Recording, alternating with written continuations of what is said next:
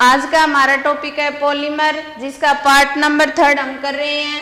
हमारा जो टॉपिक चल रहा है वो बहुलकों का वर्गीकरण है, और बहुलकों के वर्गीकरण के अंदर हमने 3 टाइप पहले पढ़ चुके हैं, जिसमें चौथा टाइप आता है संरचना के आधार पर वर्गीकरण।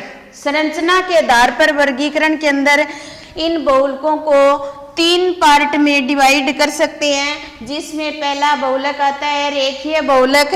रेखीय जो बहुलक होता है उसके नाम से स्पष्ट हो रहा है कि जो एकलक इकाइयां होंगी वो सीधी रेखा के रूप में जुड़ेंगी। दूसरा बहुलक साखित श्रृंखला बहुलक, और तीसरा जो बहुलक आता है वो त्रिक बंध युक्त जाल क्रम बहुलक होता है, जिसमें हम सबसे पहले रेखीय बहुलक की बात करें।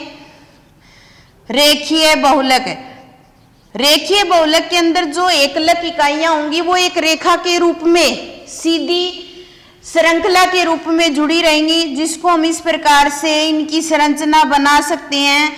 यानी कि जो एकलक इकाइयां हैं वो एक सीधी या रेखा के रूप में जो एकलक इकाइयां जुड़ रही हैं और बहुलक का निर्माण कर रही हैं, ये श्रृंखलाएं फिर एक दूसरे के ऊपर संकुलित रूप से जुड़ सकती हैं। संकुलित रूप से जुड़ करके संकुलित संरचना का निर्माण कर सकती हैं। इसके अंदर एग्जाम्पल आता है जैसे पॉलीथीन। इसका जो एग्जाम्पल ले रहे हैं वो क्या है? पॉलीथीन। पॉलीथीन जो होता है उसका हम पहले भी निर्माण कर चुके हैं। इसकी जो एकलक इकाई होती है, एकलक इकाई जो होती है वो है एथीन। यानी कि एथीन एकलक इकाई जुड़ करके एक रेखा के रूप में श्रृंखला का निर्माण करेंगी और बहुलक का निर्माण करती हैं। इसलिए इस बहुलक को रेखीय बहुलक बोला जा सकता है। उसके बाद में दूसरा जो बहुलक आता है वो है साखित श्रृंखला बहुलक। साखित श्रृंखला बहुलक, यानी कि यहां पर देखो साखित का मतलब इसके अंदर क्या होंगी? शाखाएं निकली रहेंगी। यानी कि इस प्रकार का जो बहुलक होगा वो इस तरीके से रेखा के रूप में जो श्रृंखला चलेगी उस श्रृंखला को बोलेंगे मुख्य श्रृंखला। उस श्रृंखला को क्या बोला जाएगा? मुख्य श्रृंखला। लेकिन इसके अलावा इसके अंदर कुछ शाखाएं निकली रहती हैं, और उन शाखाओं को निकलने के कारण इन शाखाओं को पार्श्व श्रृंखला कहा जा सकता है। इन श्रृंखलाओं को पार्श्व श्रृंखला कहा जा सकता है। इसलिए इस बहुलक का नाम क्या पड़ गया? साखित श्रृंखला बहुलक।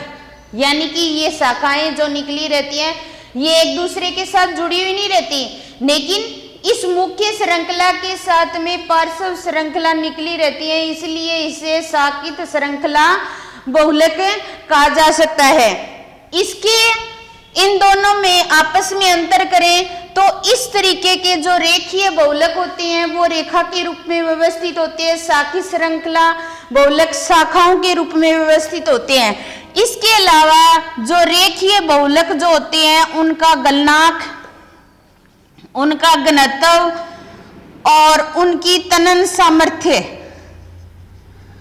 रेखीय जो बहुलक होते हैं इन ये तीनों की क्या होती है? उच्च प्रकार की होती है। यानी इनका गलनांक भी अधिक होता है, घनत्व भी अधिक होता है और तनन सामर्थ्य भी अधिक होती है। लेकिन जो साखित श्रृंखला जो बहुलक होते हैं इनके जो गलनांक, इनके जो घनत्व या इनकी जो तनन सामर्थ्य जो होती है वो कम होती है रेखीय बहुलक की तुलना में। तो इसके अंदर जो घनत्व, तनन सामर्थ्य या फिर गलनांक जो उच्च होते हैं वो बहुलक आते हैं। इसके अंदर वो बहुलक आते हैं जो शाखाओं के रूप में पाए जाते हैं। इसके गलनांक, घनत्व और तनन सामर्थ्य जिनकी कम होती है वो साखित श्रृंखला बहुलक के अंदर आते हैं। पॉलीथीन जो होता है ना, इसका एग्जाम्पल हमने क्या लिया था? पॉलीथीन। पॉलीथीन जो होता है वो 2 प्रकार का होता है। एक होता है उच्च घनत्व पॉलीथीन, उच्च घनत्व पॉलीथीन, यानी कि इनका जो घनत्व होता है वो अधिक होता है। और एक होता है निम्न घनत्व पॉलीथीन, निम्न घनत्व पॉलीथीन। जो उच्च घनत्व पॉलीथीन होता है वो तो इसके अंदर आता है, यानी कि रेखीय बहुलक का एग्जाम्पल होता है। और जो साकित श्रृंखला बहुलक है इसका जो एग्जाम्पल है वो कौन है, निम्न घनत्व पॉलीथीन। इसीलिए क्योंकि साकित श्रृंखला बहुलक के अंदर घनत्व क्या होता है, कम होता है, इसलिए निम्न घनत्व पॉलीथीन जो होता है वो साकित श्रृंखला बहुलक का एग्जाम्पल होता है। इसके अलावा हम और एग्जाम्पल भी ले सकते हैं। इसके अंदर पीबीसी पहले बता चुकी हूं, पॉली वाइनिल क्लोराइड। इसके अलावा इसका एक एग्जाम्पल स्टाइरिन भी आता है। तो स्टाइरिन के अंदर भी क्या होती है, शाखाएं निकली रहती हैं। स्टाइरिन जो स्टाइरिन है उसको CH2 डबल बॉन्ड CH और C6H5 से शो करते हैं। ये स्टाइरिन एकलक इकाई है और जब इसका निर्माण करेंगे तो क्या बन जाएगा, पॉलीस्टाइरिन। यानी कि स्टाइरिन एकलक इकाई है और पॉलीस्टाइरिन जो है वो बहुलक है। तो इस N एकलक इकाई से हमने बनाया था बहुलीकरण की प्रक्रिया के दौरान CH2 CH जो डबल बॉन्ड था उसको सिंगल बॉन्ड में चेंज किया हमने, और स्टाइरिन से हमने पॉलीस्टाइरिन बनाया था, वो भी साकित श्रृंखला बहुलक का एग्जाम्पल होता है। तीसरा आता है त्रियक बंध युक्त जालक्रम बहुलक। इस प्रकार के जो बहुलक होते हैं उनकी संरचनाएं सीधी श्रृंखला के रूप में तो होती हैं, लेकिन जो सीधी श्रृंखलाएं होती हैं वो एक प्रकार से त्रियक बंध बना लेती हैं बीच में, और त्रियक बंध बनाने के कारण ये जालनुमा संरचना के रूप में पाया जाता है। इसीलिए इस बहुलक को बोला जाता है त्रियक बंध युक्त जालक्रम बहुलक। इसका जो एग्जाम्पल है वो आता है वेकेलाइट। वेकेलाइट की जो संरचना होती है वो त्रियक बंध युक्त जालक्रम बहुलक जैसी होती है।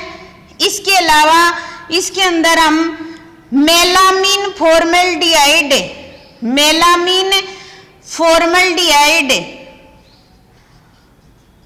फॉर्मल्डिहाइड रेंजिन, ये जो बहुलक होता है ये भी त्रियक बंध युक्त जालक्रम बहुलक होता है। इस प्रकार के जो बहुलक होते हैं वो कठोर होते हैं, दर्द टाइप के होते हैं, या भंगुर प्रकृति के भी होते हैं। तो इस तरीके से संरचना के आधार पर बहुलकों को 3 भागों में बांटा जा सकता है। रेखीय बहुलक जिनकी जो संरचनाएं होती है वो रेखा के रूप में होती है, जिनका गलनांक घनत्व तनन सामर्थ्य उच्च होती है, और जो उच्च घनत्व पॉलीथीन होता है वो रेखीय बहुलक के अंदर आता है। दूसरा साकित श्रृंखला बहुलक, जिसके अंदर शाखाएं निकली रहती हैं, इसलिए साकित श्रृंखला बहुलक बोला जा सकता है, जिसका गलनांक घनत्व तनन सामर्थ्य कम होती है। इसके अंदर पॉलीवाइनिल क्लोराइड ले सकते हैं, पॉलीस्टाइरिन ले सकते हैं हम। और तीसरा आता है जो त्रियक बंध युक्त जालक्रम बहुलक है, जिसके अंदर वेकेलाइट, मेलामीन फॉर्मल्डिहाइड रेंजिन आता है, जो कठोर, दर्द और भंगुर प्रकृति के होते हैं। इसके अंदर त्रियक बंध बन जाते हैं, जिसके कारण एक जालनुमा संरचना का निर्माण करते हैं। तो ये हमारे बहुलकों का चौथा टाइप था, संरचना के आधार पर वर्गीकरण। इसके बाद में अगला जो वर्गीकरण है वो आता है 5 नंबर वर्गीकरण। 5 नंबर वर्गीकरण के अंदर हम लेते हैं बहुलकों पर ताप के प्रभाव के आधार पर, ताप के प्रभाव के आधार पर वर्गीकरण, आधार पर वर्गीकरण। यानी कि हमारे पास जो बहुलक होते हैं, एकलक इकाइयों के जुड़ने से जो बहुलक बनते हैं, उन पर टेम्परेचर का क्या प्रभाव पड़ता है, इसके आधार पर बहुलकों को 2 भागों में बांटा जा सकता है। इसके अंदर जो बहुलक होते हैं वो दो प्रकार के होते हैं। पहला ताप सुगट्य बहुलक, या फिर इसका एक अन्य नाम भी होता है ताप सुनम्य बहुलक, सुनम्य बहुलक, या फिर इसको इंग्लिश में बोला जाता है थर्मोप्लास्टिक, थर्मोप्लास्टिक। तो कई बार क्या होता है, इस बहुलक को जब पूछते हैं तो थर्मोप्लास्टिक सीधा ही हिंदी में दे करके पूछ लेते हैं थर्मोप्लास्टिक बहुलक कौन सा है, या फिर जो दो प्रकार के बहुलक है उन दोनों में अंतर पूछ लिया जाता है। तो दूसरे प्रकार का जो बहुलक आता है वो होता है ताप दर्द बहुलक। दूसरे प्रकार का जो बहुलक है वो है ताप दर्द बहुलक, या उस बहुलक को बोला जाता है थर्मोसेटिंग बहुलक, थर्मोसेटिंग पॉलीमर।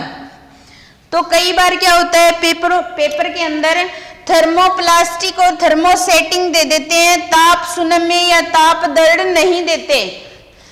तो इसीलिए थर्मोप्लास्टिक और थर्मोसेटिंग को भी ध्यान में रखना आवश्यक है। ताप सुगट्य बहुलक, यानी कि इस प्रकार के जो बहुलक होते हैं अगर उन्हें गर्म करते हैं तो वो आसानी से क्या होते हैं, गर्म करने से पिघल जाते हैं, आसानी से क्या होते हैं, पिघल जाते हैं अगर इन बहुलक को गर्म किया जाए। और जब इनको ठंडा करते हैं तो ये वापस क्या आते हैं, ठोस अवस्था में आ जाते हैं। यानी कि कहने का मतलब है इस प्रकार के जो बहुलक होते हैं उनको हम बार बार उपयोग में ले सकते हैं, गर्म करते हैं, पिघलाते हैं, फिर ठंडा करते हैं, ठोस अवस्था में आ जाते हैं। यानी कि इस प्रकार के जो बहुलक होते हैं इनको हम बार बार पिघला करके नई आकृति की वस्तुएं बनाई जा सकती है, इसीलिए इसका नाम होता है ताप सुगट्य बहुलक या ताप सुनम्य बहुलक या थर्मोप्लास्टिक कह सकते हैं। लेकिन जो ताप दर्द बहुलक होते हैं, अगर इन बहुलक को गर्म किया जाए, क्या कर रहे हैं हम, गर्म करते हैं, और गर्म करके अगर कोई वस्तु बना ली हमने या इसको एक बार उपयोग में ले लिया हमने, तो उसके बाद में अगर ये गर्म करते हैं तो दूसरी वस्तु इससे नहीं बनाई जा सकती। इस प्रकार के जो बहुलक होते हैं उनके अंदर रासायनिक परिवर्तन नहीं आता, संरचना के अंदर संरचना जैसी होती है उनके अंदर रासायनिक परिवर्तन नहीं हो सकता। और इस प्रकार के जो बहुलक होते हैं उनसे एक बार जो चीज बना ली जाए तो फिर उसके बाद में दोबारा इनको उपयोग में नहीं ले सकते, दोबारा इनको पिघला करके अन्य वस्तु नहीं बनाई जा सकती। इसीलिए ताप दर्द बहुलक एक ही बार उपयोग में आ सकते हैं। इन दोनों में अगर अंतर करना चाहे तो इस प्रकार के बहुलक को अगर गर्म करते हैं तो ये पिघल जाते हैं, लेकिन इस प्रकार के बहुलक को अगर गर्म किया जाए तो ये पिघलने की बजाय क्या हो जाते हैं, जलना शुरू हो जाते हैं, जलने लग जाते हैं। जो ताप सुगट्य बहुलक है, अगर इन बहुलक को कार्बनिक विलायकों में विलय किया जाए तो ये आसानी से विलय हो सकते हैं। कार्बनिक विलायकों में इनको विलय करेंगे तो ये आसानी से क्या हो जाएंगे, विलय हो जाएंगे। लेकिन इन्हीं कार्बनिक विलायकों में अगर ताप दर्द बहुलक को विलय किया जाए तो ये विलय नहीं होते। ये कौन से विलायकों में विलय होते हैं, अकार्बनिक विलायकों में विलय होते हैं, अकार्बनिक विलायकों में विलय होते हैं। जो ताप सुगट्य बहुलक जो होते हैं वो रेखीय योगात्मक बहुलकीकरण द्वारा बनाए जा सकते हैं, बहुलकीकरण द्वारा बनाए जा सकते हैं। लेकिन जो बहुलक होते हैं इनको संघनन बहुलकीकरण से बना सकते हैं, संघनन बहुलकीकरण द्वारा बना सकते हैं। इसके अंदर ताप सुगट्य बहुलक के अंदर एग्जाम्पल आता है, पॉलीथीन ले सकते हैं हम इसमें एग्जाम्पल। इसके अलावा पीवीसी आ सकता है। लेकिन ये जो तापदर्द बहुलक है इसके अंदर बेकेलाइट आता है, या फिर मेलामीन फॉर्मल्डिहाइड रेंजिन काम में ले सकते हैं। तो ये दोनों एग्जाम्पल इस बहुलक के हैं। और जो पॉलीथीन पीवीसी ताप सुगट्य बहुलक के अंदर आते हैं। ताप सुगट्य बहुलक वे बहुलक जो एक बार काम में लेकर के फिर ठंडा करके दोबारा काम में लिए जा सकते हैं, अन्य प्रकार की वस्तुएं बनाई जा सकती है। लेकिन तापदर्द बहुलक में अगर एक बार कोई वस्तु बन गई तो उसको दोबारा पिघला करके कोई अन्य वस्तु नहीं बना सकते। इनको पिघलाने पर ही आसानी से पिघल जाते हैं, ठंडा करने पर ठोस अवस्था में आ सकते हैं। लेकिन इनको अधिक गर्म किया जाए तो ये जलना शुरू हो सकते हैं। ये कार्बनिक विलायकों में विलय होते हैं, लेकिन ये अकार्बनिक विलायकों में विलय हैं। ये योगात्मक बहुलकीकरण की प्रक्रिया द्वारा बनाए जा सकते हैं। ये संघनन बहुलकीकरण की प्रक्रिया द्वारा बनाए जा सकते हैं। इसके अंदर पॉलीथीन और पीवीसी आता है और इसके अंदर बेकेलाइट, मेलामीन, फॉर्मल्डिहाइड, रेंजिन। आज का हमारा टॉपिक यही समाप्त होता है। धन्यवाद। इसके बाद में हम अगला वर्गीकरण बाद में करेंगे।